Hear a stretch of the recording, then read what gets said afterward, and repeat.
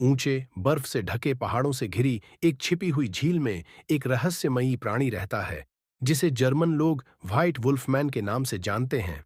इस प्राणी का शरीर मानव जैसा है, मांसल और मजबूत, लेकिन मानव सिर की जगह एक राजसी सफेद भेड़िया उभरता है। किंवदंती कहती है कि व्हाइट वुल्फमैन वास्तव में पास के एक गांव का एक साधारण योद्धा था।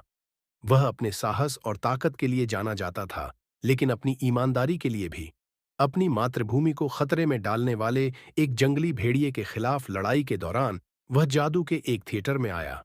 योद्धाओं की बहादुरी से प्रेरित एक प्राचीन आत्मा ने अपने जीवन को एक मोड़ देने का फैसला किया। आत्मा ने योद्धाओं की आत्मा को रुडेल्स के सबसे मजबूत भेड़िए, एक सफेद अल्फा से जोड़ा। इस दिन व्हाइट वुल्फमैन झील में एक रक्षक और जंगल की आत्मा के रूप में घूमता था। वह एक मूक भेड़िया था, जो पहाड़ों की शांति को बचाने के लिए हमेशा तैयार रहता था। ग्रामीण जो कभी उससे डरते थे, उसका सम्मान करने लगे।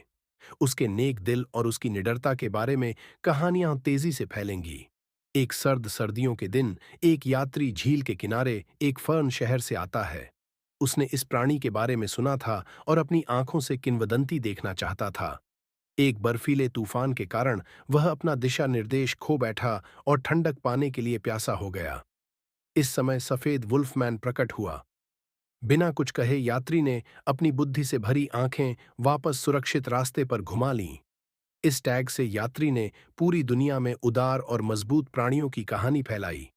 उसने प्राणियों की भुजाओं में ताकत, उनकी निगाहों में शांति और वफादारी का वर्णन किया, जिसने उनके जंगली दिलों को इतना खास बना दिया। सफेद वुल्फमैन का मिथक एक स्केच के रूप में नहीं, बल्कि मठ अहरे और मनुष्य और प्रकृति के बीच सामंजस्य के लिए एक मॉडल के रूप में जीवित रहा।